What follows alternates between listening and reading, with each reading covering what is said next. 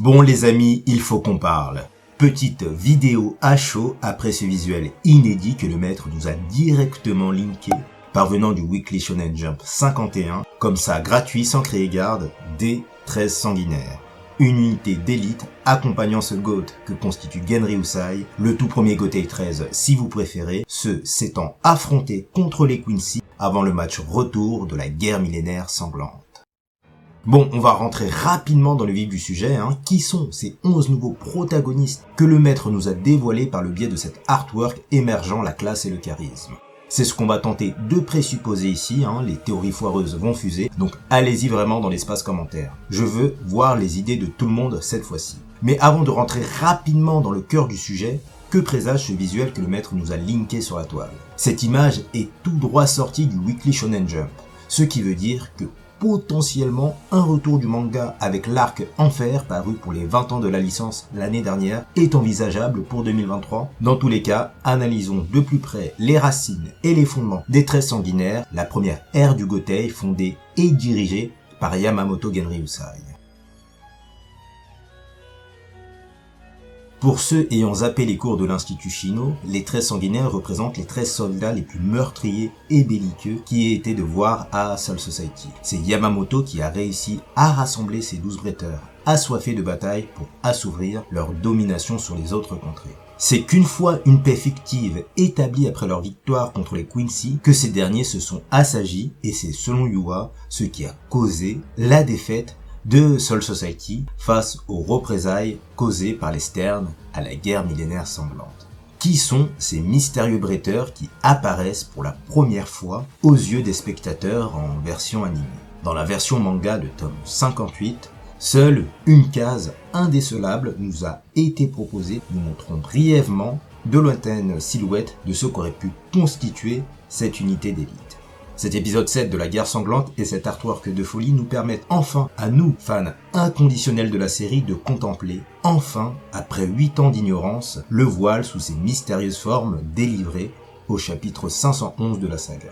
Membres de familles nobles, anciens représentants de la division 0, renégats du Rokugan ou tout simplement bretteurs de renom parmi les tout premiers Shinigami de l'histoire, même si pour certains, leur appartenance à certaines factions est une évidence, fort est de constater que l'imagination des fans est sans limite. Et nous allons enfin tenter de donner un peu de couleur à ces 11 nouveaux escrimeurs que le maître nous a dévoilés en cette fin d'année 2022. Les amis, alors rebonjour à tous, on est parti pour la vidéo, la suite de la vidéo sur les 13 sanguinaires.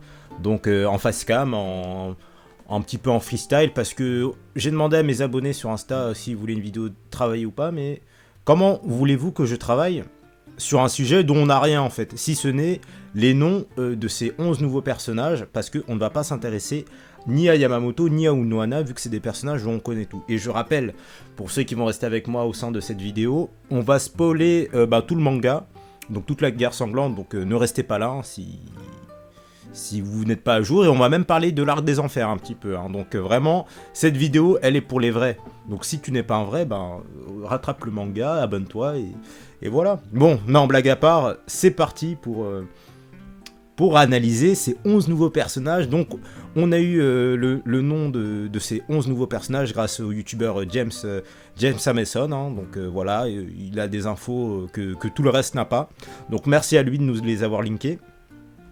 Et pourquoi donc voilà, le seul truc que j'ai travaillé dans cette vidéo, c'est ce Google Slide.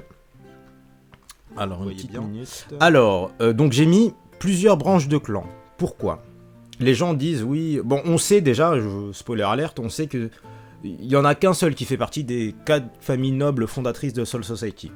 Donc, à savoir le clan Shiwin, donc Hiroichi, Kuchiki, Byakuya, Tsunayashiro, Tokinada et Shiba. Bon, Shiba il est exclu. Et il y a le clan, le 5e clan mystérieux lié aux enfers, tout ça. Bon, voilà.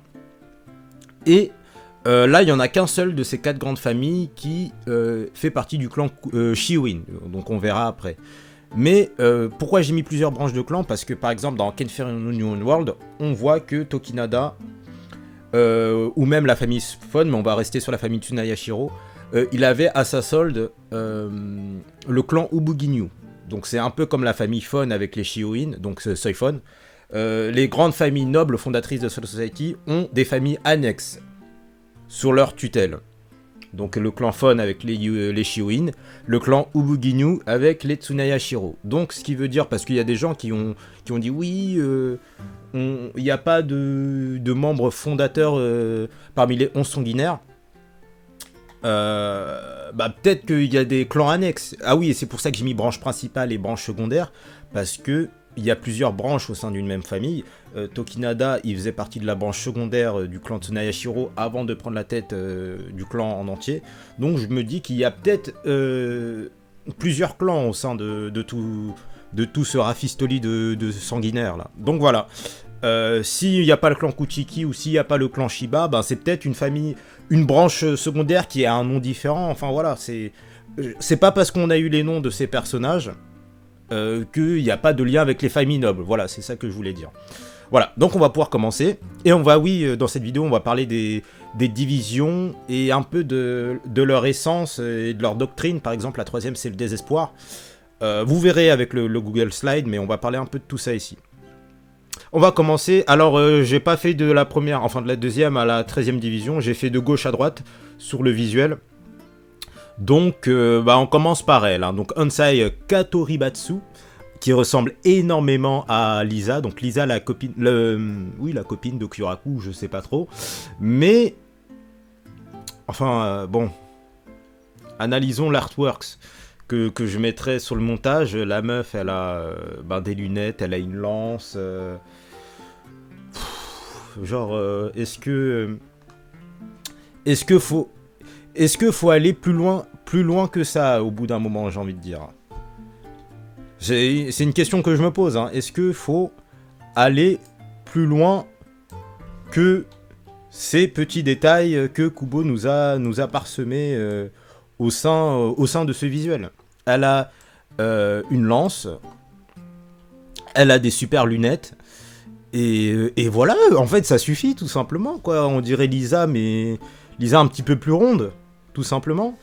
Et oui, voilà, au-delà de l'apparence physique, où ça peut être intéressant dans cette 8ème division, donc 8ème division qui est très apparentée aux femmes.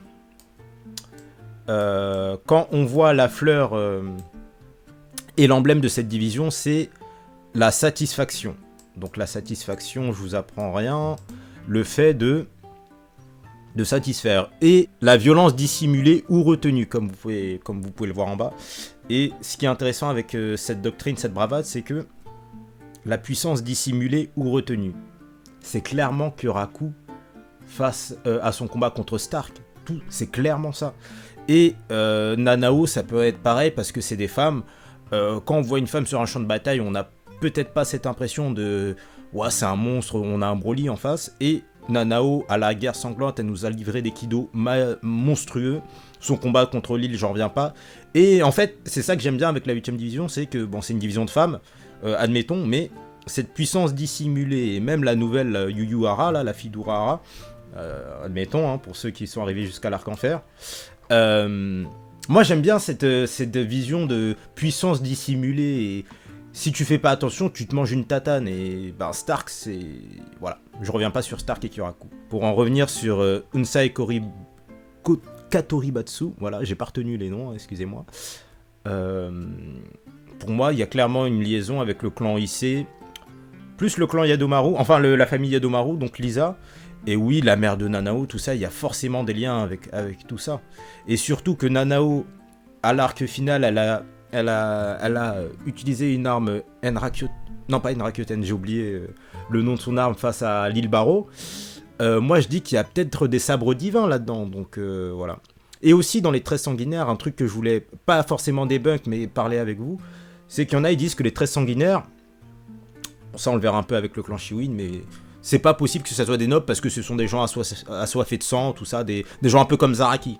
Donc oui, pourquoi pas, mais comme je le dis, dans une famille noble, il y a énormément de membres dans une famille noble. C'est pas une famille de 10 membres, donc il y a quelqu'un dans cette famille qui peut se débunker, j'allais dire, se dissocier et dire ouais, moi je veux du sang, voilà.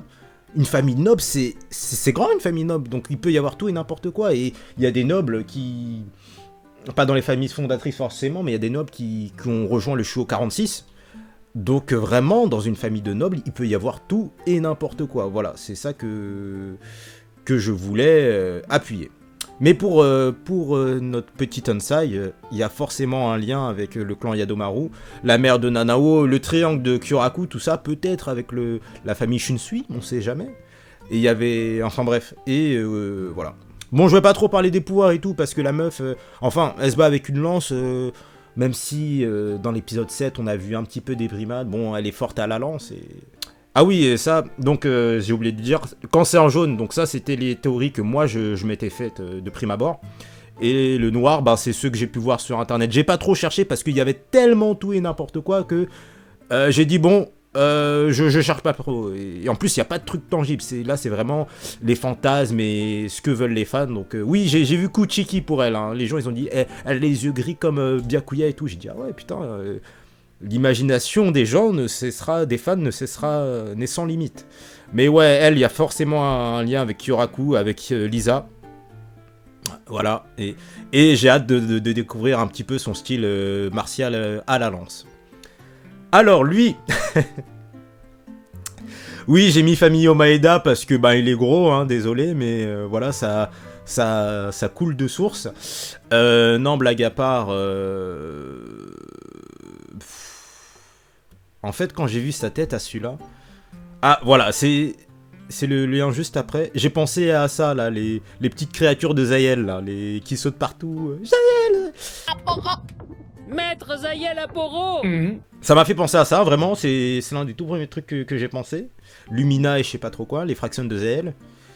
Et en fait, voilà, parce que lui, il fait partie de la 12e division, donc lien avec Zael, bon, peut-être pas, mais division de scientifiques, enfin de ceux qui font les créations, l'élaboration de nouvelles technologies, comme j'ai pu l'écrire ici, au sein de Soul Society. Alors, très important de noter, j'ai mis que, bon là c'est les membres de la 12e division, hein, je vous apprends rien, Urahara est le premier à avoir créé le BTT, Bureau de développement technologique. Du coup, moi je pense que la 12e division par essence, elle a toujours été celle qui, genre on se bat contre les Quincy, comment on va debunk, comment on va se protéger de leurs flèches, c'est les ingénieurs en gros. Donc même s'il n'y avait pas le bureau de développement technologique, voilà. Lui, je pense, malgré son énorme corpulence, on aurait pu penser que c'est un géant de la 8ème division. Ben non. De la 7ème division, pardon, je confonds. Lui, je pense que ça devait être celui qui réglait les problèmes. Voilà, le geek, le nerd derrière son ordinateur. S'il y avait des ordinateurs il y a 1000 ans. Et ce qui est marrant avec la 12ème division, c'est qu'il y a écrit austérité et vigilance. Vigilance... Moi, je pense à des persos comme Urahara, Nemu, Akon et austérité. Austérité, c'est un mot que j'ai pas l'habitude de voir. Je check en vitesse. Voilà, gestion stricte de l'économie d'un pays avec des mesures. Voilà. C'est ce qu'a pu faire Mayuri à la guerre sanglante quand il a tué quand il a supprimé plein d'âmes pour la balance des équilibres. Et ça, c'est les situations, les décisions un petit peu fortes, un petit peu dures que personne veut prendre, mais qu'il faut pour le bien de tous. Et Urahara, il a pu faire ça par moment. Voilà, même Kyoraku, mais bref, là on reste sur la 12e division. Et ce qui est marrant dans la 12e division, c'est que peu importe les couples de capitaine, vice-capitaine, il y aura toujours quelqu'un de vigilant, de calme, et l'autre totalement l'opposé. Là, c'est Iori. Iori, c'est totalement l'opposé d'Urahara. D'un point de vue des émotions. Et Nemu, Mayuri, c'est totalement pareil. Il y a un fou et il y a quelqu'un de calme à côté. Mais bref, pour en revenir sur... les noms, je vais avoir du mal. Jiujin Zenshu. Pour revenir sur ce gros personnage-là. Ouais... en fait, moi, quand je le vois, je me dis, bon... il y a ce côté...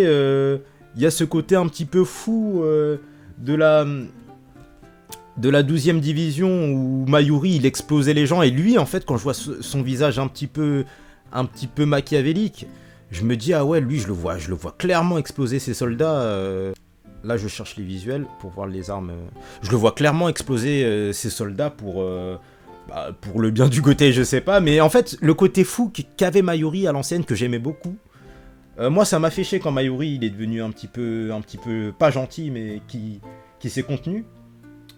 Et ben, je le ressens totalement. J'ai l'impression que c'est même le grand-père de Mayuri, quelque part, son grand-père spirituel. Vraiment, ah ouais, et lui, si il a fait partie de pas l'Omitsukudo, le nid d'Astiko, donc là, la prison où les gens ils étaient enfermés, ça m'étonne pas. Bon, ça devait peut-être pas exister il y a 1000 ans. Mais ça se trouve, s'il est encore emprisonné dedans, bah ce serait là on tient quelque chose d'intéressant. Mais ouais, lui, il a clairement la tête d'un psychopathe, hein, et 12e division, pourquoi pas. Il y a rien de vigilant par son design. Là, je juge que le design et les expressions faciales, mais il y a rien de vigilant dans. Il me semble pas vigilant ce type, mais austère, pourquoi pas. Et j'ai mis Senjumaru parce que Senjumaru, elle disait c'est dans l'épisode qu'on va voir là lundi.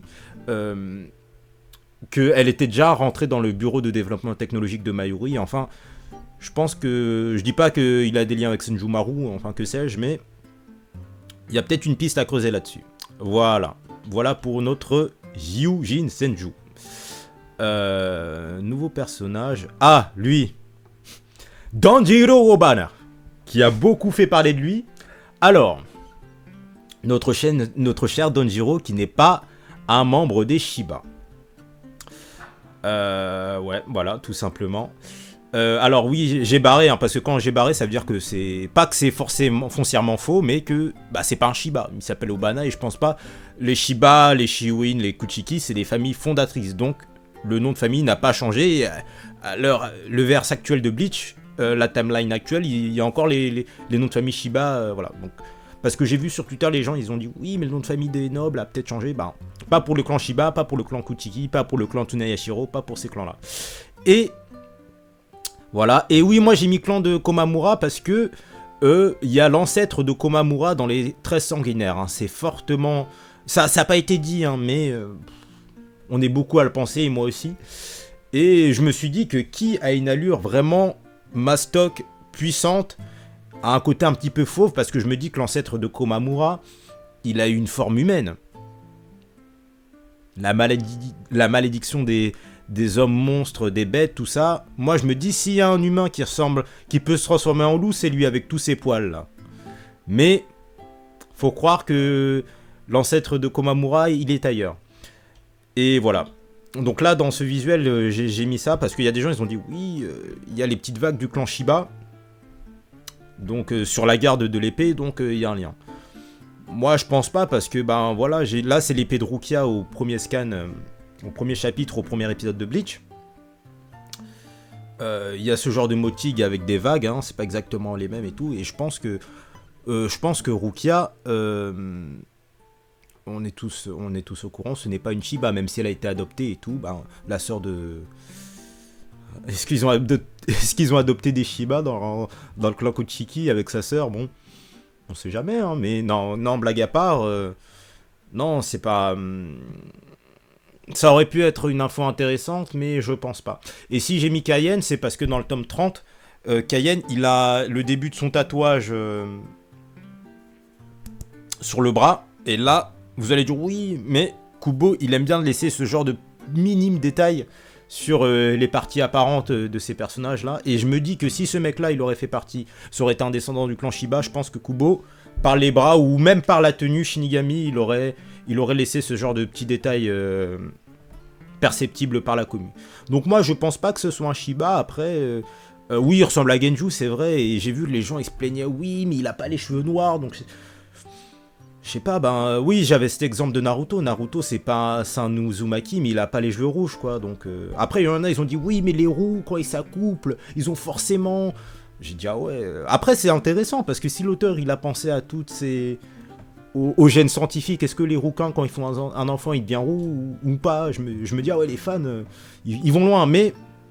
Je me dis que lui, c'est pas un Shiba. Après, peut-être qu'il fait partie d'un clan annexe au clan Shiba. Car comme je l'ai dit, il y a plusieurs branches. Il y a énormément de membres dans un clan.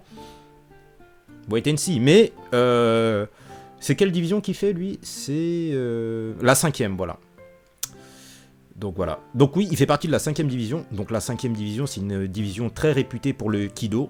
Donc j'ose espérer qu'il sache lâcher des petites boules de feu, ce mec-là.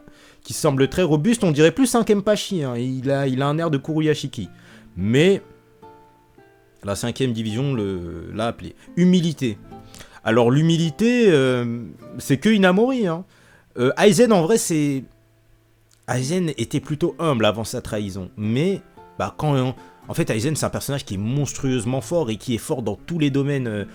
Les 4 domaines, le Zakesoki, je crois, en japonais. Les 4 domaines des Shinigami. Donc en fait, quand Aizen il a dit bon, j'ai le Gyoku et je suis méchant, l'aspect humilité, elle est partie au shot, tu vois. Mais lui, il a un aspect plus réservé. Je parle encore du visuel. Hein. Obana, c'est ça. Obana, il a un aspect plus réservé. L'humilité peut bien le siéger. Et le retour du bonheur, le bonheur tout court, bon, pourquoi pas. Et je sais pas parler Shinji, mais Shinji, c'est pas quelqu'un de forcément humble ou pas. C'est que je ressens l'humilité, ce serait vraiment Inamori là dans cette division. C'est voilà. Donc j'ai hâte de voir son style de combat et les pouvoirs et est-ce qu'il va faire du Kido, hein, parce que le Kido c'est vraiment l'essence de la 5e division. Voilà. Ah, mon préféré, comme vous pouvez le voir, Nobutsuna Shigyu. Alors lui, dites-moi les théories en commentaire. Hein. Bon après, c'est pas un Tsunayashiro, hein, d'où ce nom. Après, clan annexe, clan branche principale, secondaire, on verra bien. Mais ce n'est pas un Tsunayashiro de pure souche, si on veut. Et le royaume des bêtes, l'œil manquant, bon ça on va voir sur le slide après. Il a de grosses éraflures, des blessures au niveau des mains. Et moi j'avais posé la théorie des sabres maudits, donc Enrakyoten, donc c'est le sabre de Tokinada dans Ken Fair New World. Et en fait, plus il l'utilisait, et plus ça lui consommait de l'énergie vitale. Donc c'est une contrepartie. Et à un moment, le gars, vers la fin de Ken Fair, il utilisait le sabre et il devenait fou, quoi. Un sabre maudit, quoi. Donc il y a des sabres de clan, il y a des sabres divins comme Nanao, et il y a les sabres maudits qui... Enrakyoten, en fait, la particularité de cette épée, pour ceux qui n'ont pas lu Ken Fair, c'est qu'il pouvait copier tous les Shikai. Il faut juste que le gars, il l'ait vu en visuel, et copier. Il a copié des Getsuga Tensho, Non, il n'a pas copié le sabre de Kira, mais il a copié Kyoga Sugetsu, le sabre de Aizen. Il a copié le sabre de Kuchiki, Senbon Sakura. Vraiment, Enrakyoten, c'est la meilleure, c'est l'une des top 5 des Impacto. Mais la contrepartie, c'est que ça te draine de l'énergie vitale. Heureusement d'ailleurs, parce que voilà. Bref, il a même copié Ryujin Jaka. Mais je me suis dit, est-ce que son sabre, il y aurait un côté un petit peu maléfique qui l'empêcherait de... Enfin, une contrepartie. Donc, moi, les éraflures au niveau de ses mains, ça m'a beaucoup interpellé. Voilà, bon là, vous voyez à ce visuel, il lui manque un œil, l'ancêtre de Komamura pareil. Voilà, et la petite fourrure, hein, voilà, voilà, il a une petite fourrure. Voilà, donc... Nobutsuna sur le clan du royaume des bêtes. J'aimais pas trop cette théorie, hein. Moi je voulais vraiment que ce soit un Tsunayashiro avec son design de malade, mais là on penche plus sur le côté animalier. Donc voilà, on verra bien. Mais dans tous les cas, c'est quelle division qui fait partie? La 7ème. Voilà, et voilà, la 7ème division, il y a que des braves en fait, des gens costauds, robustes, c'est une division d'hommes, hein. La 8ème c'est une division de femmes, la 7ème c'est clairement une division d'hommes, et l'auteur nous le fait comprendre avec le personnage de Iba qui disait oui, je suis un homme, tu vois, un petit peu comme Elfman dans Fairy Tail. T'as toujours des personnages qui sont très masculins, et même Iba c'est l'incarnation de l'homme fort, de l'homme qui prend des décisions, enfin voilà. Et ouais, avec tous ces personnages-là, Love, il y a beaucoup de lunettes, hein, mine de rien, dans la 7ème division. Mais Love, lui, c'est le père de Sentaro. C'est une division de Tchad, voilà. Je pense que c'est le terme approprié. Il y avait Komamura, il y a des animaux. Donc, si t'aimes les animaux ou si t'es un vrai homme, un vrai mâle alpha, bah tu vas dans la 7ème division. Et c'est vrai que... Nobutsuna, lui, il a plus un côté de la 3ème, le désespoir et tout. Le courage et l'honneur, en tout cas. Courage et l'honneur, Iba, Komamura, Love aussi. Voilà. Après l'honneur, je vais chercher la définition de l'honneur, parce que l'honneur, j'ai l'impression qu'on peut dire oui, c'est être brave et tout, mais je vais lire la définition, on va voir ça ensemble, parce que j'ai pas l'impression. Alors, dignité morale. Voilà, dignité morale, tout simplement. Et la morale, on n'a pas tous la même morale. T'as des gens, bah la morale, grossièrement, je peux dire que c'est être quelqu'un de valeureux, de pas faire du mal, de ne pas écraser les autres pour assouvir à des fins, mais il y en a, leur morale, c'est de faire de l'argent, peu importe les moyens. Enfin, le courage, c'est le courage. Après, le courage, ça peut prendre tout son sens aussi. Ça peut prendre plusieurs interprétations. Le courage, c'est quoi? C'est d'aider quelqu'un dans le besoin, quand il y a un combat inégal, enfin, d'affronter ses supérieurs comme Renji l'a fait à l'Arc Society. Mais il y a des gens, le courage, ça pourra s'apparenter à casser les couilles à tout le monde parce que personne ne poserait le faire, par exemple. Vous voyez ce que je veux dire? Donc le courage et l'honneur, c'est pas forcément les nobles intentions, enfin la bien-pensance. Et ce mec-là, en fait, je me dis, il a pas une tête de quelqu'un d'honorable ou de courageux, dans le sens qu'on pourrait lui accorder. Je sais pas si vous voyez ce que je veux dire. Et ce mec-là, j'ai l'impression... Moi, j'aurais trop aimé qu'il fasse partie de la 3ème division, mais faut voir quelle tournure Kubo va lui donner. Mais il m'intéresse énormément, ses pouvoirs. S'il y a un côté loup-garou, ça passe, mais j'espère qu'il a un pouvoir bien sombre, en fait. Tout comme son design. Je suis grave... c'est celui qui m'interpelle le plus, voilà. Alors là, on approche des personnages qui m'intriguent le plus. Voilà, on sait tous que dans la fanbase, le personnage qui a le plus intéressé les gens, c'est le Shiwin et la Rookin, là. Mais la Gazette, qui fait jamais comme tout le monde, vous connaissez depuis le temps. Je me dis, ce mec-là, déjà une dentition bizarre, il a les lunettes de Paras, c'est ceux qui ont la ref, et Entetsu Kumoi, voilà. Pourquoi j'ai mis... C'est qui ces deux mecs-là? Parce que ça, c'est des personnages de hors-série. De Bleach, je précise. Et le mec... juste au milieu, donc celui-là, je sais pas si on voit la souris, mais voilà. Entetsu Kumoi. Donc ça, c'est le gars à gauche. Mais le gars au milieu, c'est Gyokaku Kumoi, donc de l'hors-série de Amagai Shusuke. Donc j'avais fait 2 petites vidéos là-dessus, je sais pas s'il y en a qui s'en souviennent. Et le truc avec ce personnage-là, dans le hors-série d'Amagai, c'est un personnage qui avait créé des sabres maudits, en fait. Et il s'appelle Kumoi aussi, Gyokaku Kumoi. Il a des lunettes, voilà, j'ai pas besoin d'en dire plus, vous voyez le lien. Et t'as des gens qui vont dire, oui, mais c'est en hors-série, on s'en fout. Je suis désolé, mais bon, je suis d'accord avec mon frère Madara. L'arc des Fullbringer, c'est clairement une inspiration, je pense, de l'arc des Bounce. Quand on voit que dans leur série de Kagerosa et leur série des Zanpakuto Murasama, ils ont pris certaines parties de ces hors-séries pour les canoniser. Je me dis, et quand j'ai revu l'arc Amagai, j'ai fait mes vidéos dessus, n'hésitez pas à aller les voir, je me dis qu'il y avait des bonnes idées, dont les sabres maudits. Et ce qui est intéressant avec cette Entetsu Kumoi, c'est qu'il a une arme qui n'est pas un Zanpakuto.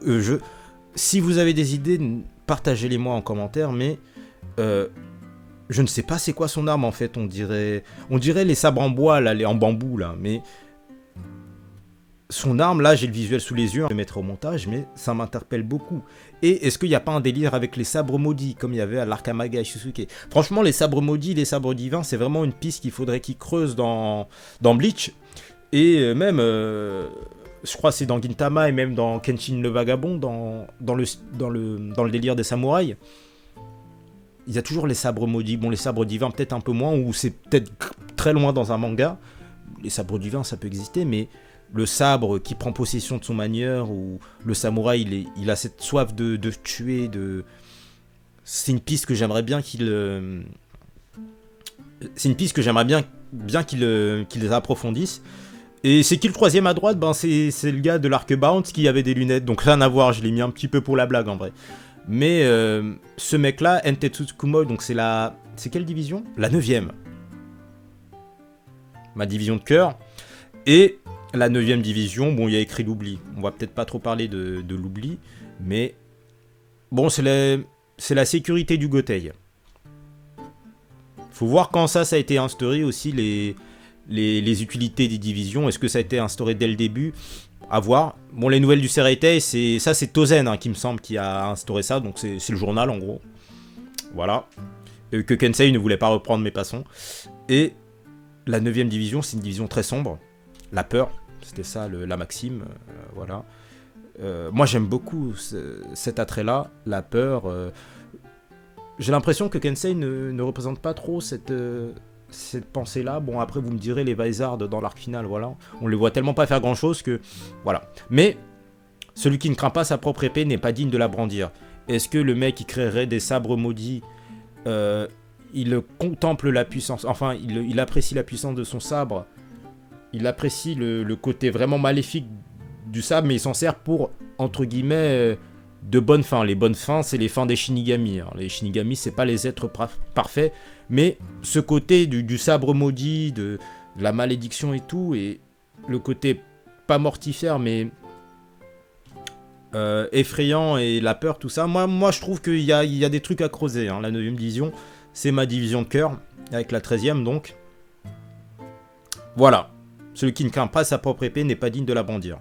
Je pense que si lui crée des sabres maudits, t'inquiète pas qu'il va craindre la puissance de ces sabres bizarres. Moi, en tout cas, c'est l'une des approches que j'aimerais qu'on se rapproche. Après, ça peut être totalement l'inverse. Et pourquoi il a des dents bizarres, ça m'intéresse, ça m'intrigue aussi. Hein. On verra bien. Mais ce personnage-là, c'est un peu parce qu'il fait partie de la 9ème division, mais j'ai hâte de voir ce qu'il nous propose. J'espère qu'il a un style bien, un style et des pouvoirs des Shikai et un Bankai très intriguant. Intéressant, on verra bien. Izuhara Kinroku. Alors lui, à sa tête, à son design, il a vraiment un style. Il a vraiment un style de mec. J'ai pas d'idée en tête, mais ça a l'air d'être un mec froid, strict. 3ème division, donc la division du désespoir et tout. Bon, tu me diras. La non-violence, ça j'aime bien. La non-violence, c'est quoi? C'est Kira, parce que Kira, la plupart de ses affrontements, il voulait pas les faire, il les a fait parce qu'il n'avait pas le choix. Et même Gin, hein, Gin c'est un gars, bon, Gin c'est un peu un bâtard, parce qu'il va faire en sorte de trigger les gens à la mort, et après il va se battre. Donc lui, il est très vicieux, Gin. Mais la non-violence, c'est vraiment un truc qui s'apparente à ces deux-là. Et bon, Rose, c'est un petit peu différent, mais voilà.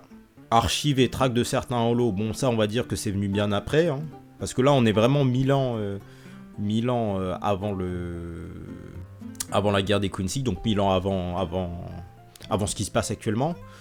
Mais ce personnage, il est très intriguant. Tu me diras, le désespoir, c'est une maxime qui est facile à s'apparenter, peu importe le personnage. Mais lui, il a vraiment une tête de mec sombre, hein, donc il m'intrigue beaucoup. Hein. En fait, les personnages que les gens, ils ont le moins parlé, bah, c'est ceux qui m'intriguent le plus, bah, parce qu'ils ont des designs froids. Ça a l'air d'être quelqu'un qui veut pas se battre, mais s'il a pas le choix, il peut faire du sale. Donc moi, j'aime beaucoup ce que l'auteur nous a proposé avec lui. Shuinchika. Alors, voilà, donc ça c'est ce que j'ai dit au début de vidéo. Idée reçue sur les familles nobles. Pas forcément des bons gars, oui, parce que la noblesse et le Shuo 46, je reviens pas là-dessus. Hein, les gens ils vont dire que oui, il y a que le clan Tsunayashiro où c'est des bâtards, mais oui, non. Genre, enfin, les racines des familles nobles, elles sont. Voilà, et même pour ceux qui ont lu Kenfir, Byakuya il disait à Yoroichi que est-ce que c'est pas le retour du bâton, parce que les familles nobles, faut pas croire qu'il y a que les Tsunayashiro qui ont fait du sale ou quoi, donc voilà. Ah oui, j'ai mis une incohérence parce que c'est le 22e chef du clan.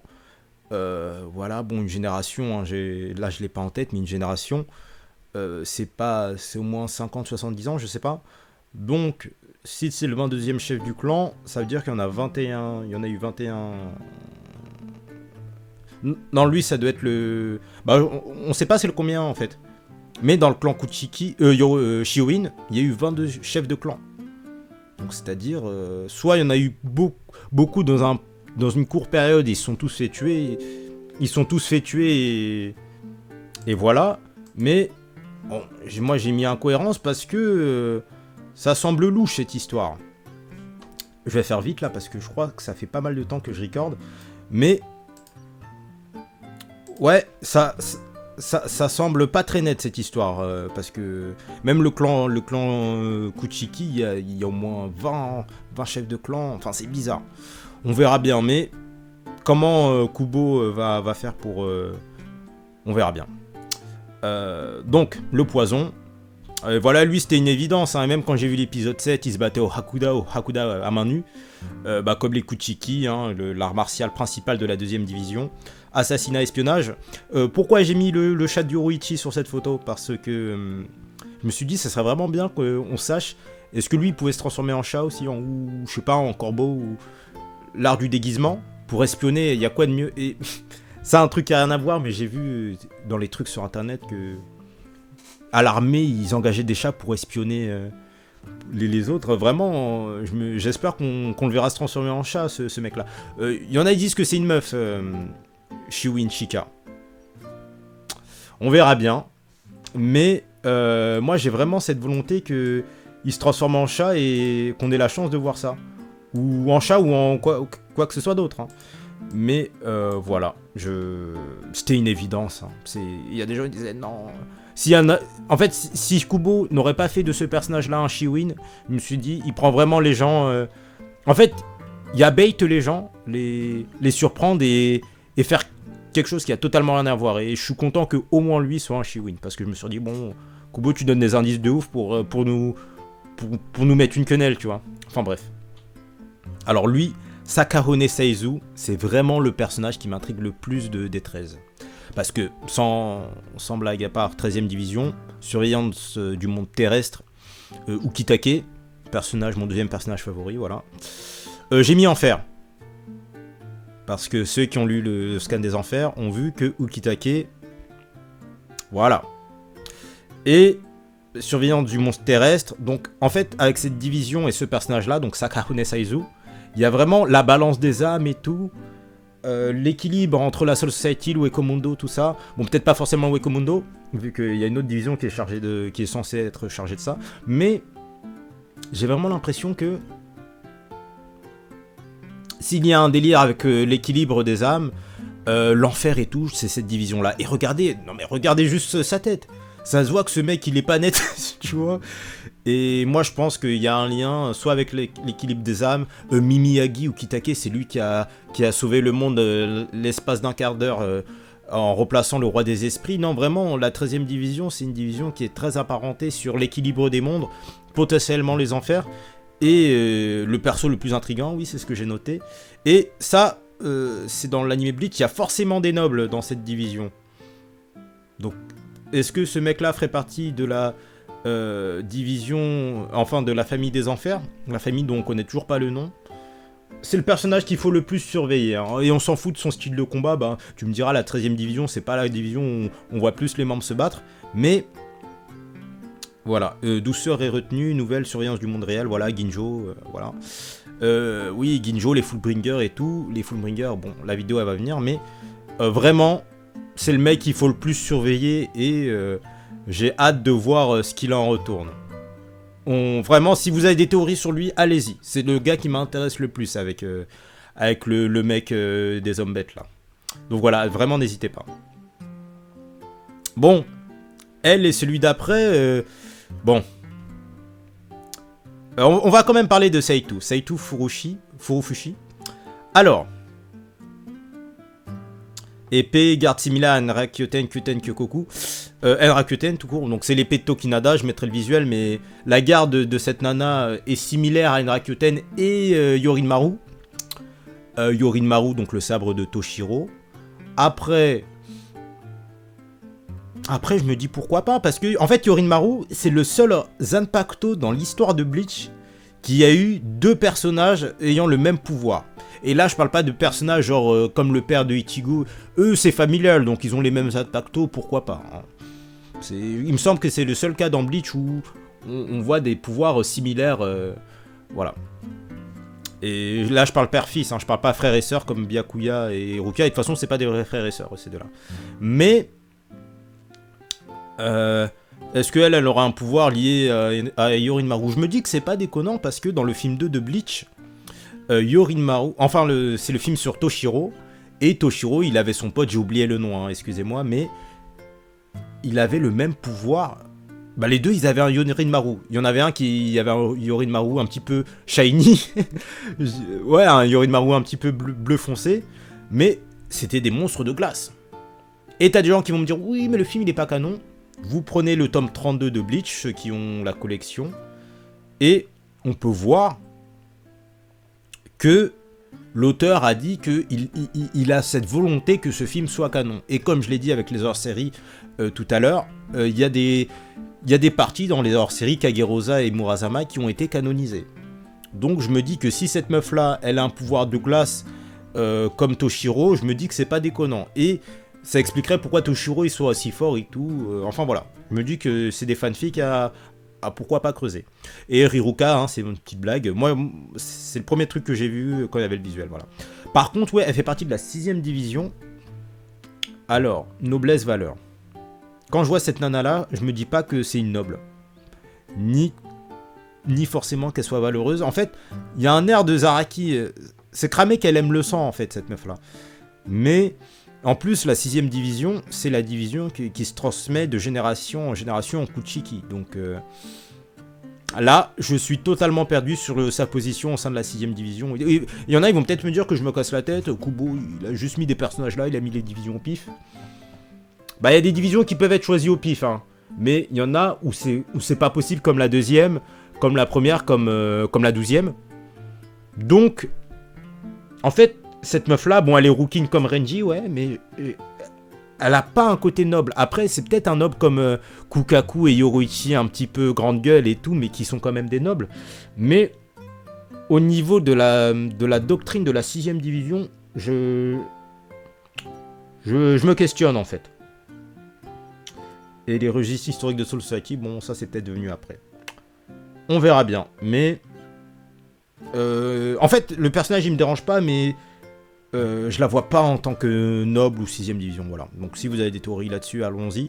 Et par contre, si elle a un pouvoir de glace et tout comme Yorinmaru, moi je me dirais, putain, ce serait trop stylé. Alors, Utokawa Furuoki. Bonjour aux fans de Gintama. Hein. Oui, petite blague à part, hein, il a, peut-être pas sur ses visuels, je mettrai l'autre, mais il y a vraiment un air de Katsura Kotaroda. Oui, ça j'ai vu sur Twitter, Kubo et... Sorehashi, je crois, excusez-moi si j'ai écorché le nom, l'auteur de Gintama, semble avoir de bonnes relations.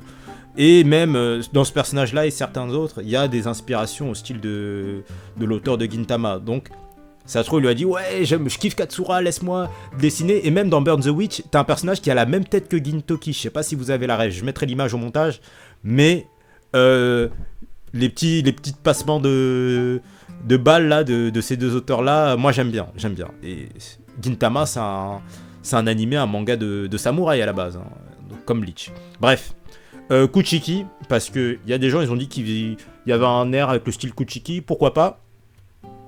Faut croire que non. Après, la famille Kuchiki peut avoir une branche annexe, hein, je reviens pas là-dessus. Mais non, et moi j'avais mis Shinsui parce qu'il avait un chapeau, hein. Je me suis pas cassé la tête, hein. Oui, mais parce que j'ai des gens qui, tu sais, il y en a, ils vont partir sur les noms et tout, non, moi j'ai vu, il a un chapeau, c'est un Shinsui, mais voilà. Ou peut-être qu'il est lié à la famille Shinsui, hein, parce qu'il a un côté désinvolte, un petit peu... je m'en fous, je me bats, mais j'ai pas envie. Il y a un côté un petit peu Shinsui dans le visuel qu'on a du type, en fait. Donc, j'ai hâte de voir ça. Mais lui, il est un petit peu intriguant. Hein. Moi, c'est son style de combat, parce qu'il a l'air, ouais, je m'en foutiste de tout. J'ai hâte de voir ça. Mais, ouais, je suis curieux. Donnez-moi vos avis en commentaire, vos idées. Mais il m'intéresse beaucoup. C'est surtout ses pouvoirs qui m'intéressent chez lui. La 10ème division. Lui, pareil. Par contre, 10ème division. Bon, la 10ème division, c'est organisation militaire, tactique, stratégique du Seretei. Donc Toshiro. Qui lui, était très rigoureux là-dessus. Contrairement à sa vice-capitaine. Le narcisse, le symbole de contentement, je comprends pas trop. Bah là, c'est l'inverse. C'est un truc qui correspond totalement à Matsumoto, je pense. Narcissique, c'est la meuf, elle fait pas grand chose, elle se satisfait, alors que Toshiro, bon, c'est un peu l'inverse. Le symbole et la doctrine de la 10ème division, il est assez spécial, hein. Moi j'ai pas trop d'avis là-dessus. Intervention rapide, ok. Bon, ça c'est un prétexte pour dire que Toshiro il est là partout. Mais, ouais, là en fait c'est comme Saito, en fait, j'ai l'impression. Après là, je parle vraiment par essence des fleurs des divisions, j'ai l'impression qu'ils ont rien à faire dans ces deux divisions-là. Mais bon, tu me verras. Et oui, il y avait Ishin à la 10ème division, bon, on verra bien. Mais, Bon, j'ai pas trop d'autres théories là-dessus. Hein. Et là, là, ça fait pas mal de temps que je recorde. On va bientôt finir. Mais j'ai pensé. Enfin, attaquons le dernier personnage, donc Shijima Shikiri. Donc, 4ème division, la médecine. C'est un personnage qui a vraiment la tête de quelqu'un qui fait des petits remèdes, des petites potions. Bon, là, le visage, il est caché, mais il y a un artiste qui m'a... toutes les visuels que j'ai mis, c'est l'artiste qui m'a autorisé à les mettre dans la vidéo. Donc, il y a le lien dans ma bio. Et... lui, ça a l'air un petit peu... Bon, pas comme Unohana, pour le coup, hein, mais un petit peu comme Isane, quelqu'un qui se bat pas forcément au Zanjutsu, à l'épée ou au Hakuda, mais il a l'air calé en Kido, il a l'air calé dans les techniques fourbes, un peu comme Akon, ce qu'Akon a pu nous montrer dans l'Arc des Enfers. Donc, ouais. Et oui, j'ai pas trop grand chose à dire. Elle a... Au design, hein, là c'est toujours que le design que je parle, il y a un air de quelqu'un qui prend soin des autres et qui se bat avec des fleurs ou des remèdes bizarres. Il y a un petit peu de ça. Mais j'ai pas trop de théories, j'ai pas trop d'autres hypothèses. Et voilà. Et dernier point, donc l'enfer et leur rôle dans cet arc. Est-ce qu'on le reverra dans l'arc des enfers? J'espère bien. J'espère qu'on reverra aussi d'anciens Kenpachi. Parce qu'il y a des gens qui vont dire oui, mais ça fera trop de personnages d'un coup. Oui, mais... après ça dépend, parce que c'est vrai que Kubo là il a beaucoup de... Il a Burn the Witch, il a l'art des enfers, il a l'animé. Beaucoup de gens, dont moi, on a peur qu'ils se perdent dans toute cette masse de projets simultanés. Après, moi, je dis toujours, l'arc enfer, il peut venir dans 2-3 ans, la priorité va à l'animé. Et moi, j'ai cette volonté qu'il finisse l'animé, vu qu'il est fortement impliqué dedans, on a pu voir dans l'épisode 7, et même ceux d'avant.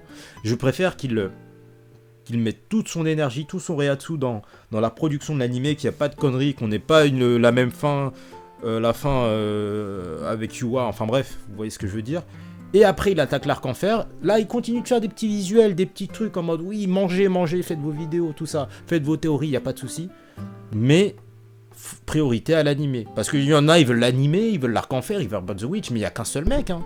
Là c'est pas genre il a fait comme Kishimoto, il a donné Burn the Witch à un assistant, c'est lui qui a dessiné, c'est un humain Kubo. Et il le dit toujours, moi Bleach je reprendrai quand je veux pas qu'on me le demande. Donc Kubo fait les choses bien, concentre-toi sur l'animé, donne-nous des petits dessins, fais-nous un petit scan quand même pour le retour pour l'anniversaire au mois d'août pour 2023, donne-nous des petits trucs, au moins un grand scan qui remet encore en profondeur les intrigues de l'arc en fer, mais concentre-toi bien sûr sur l'animé, enfin c'est voilà. Et voilà, bon, cette vidéo va être terminée, donnez-moi vos avis en commentaire, ça a été un petit peu long, hein, je suis pas habitué à faire des lives, dites-moi si vous aimez bien ce contenu en facecam, je pourrais même le faire sur Twitch la prochaine fois, ça sera plus vivant, je pourrai interagir avec vous. Faites vos théories, hein, parce que j'ai hâte de lire tout ça, avec grand plaisir, et je vous dis à la prochaine pour l'Arc Fullbring et pour de nouvelles aventures sur les réseaux. A bientôt les Nakama, et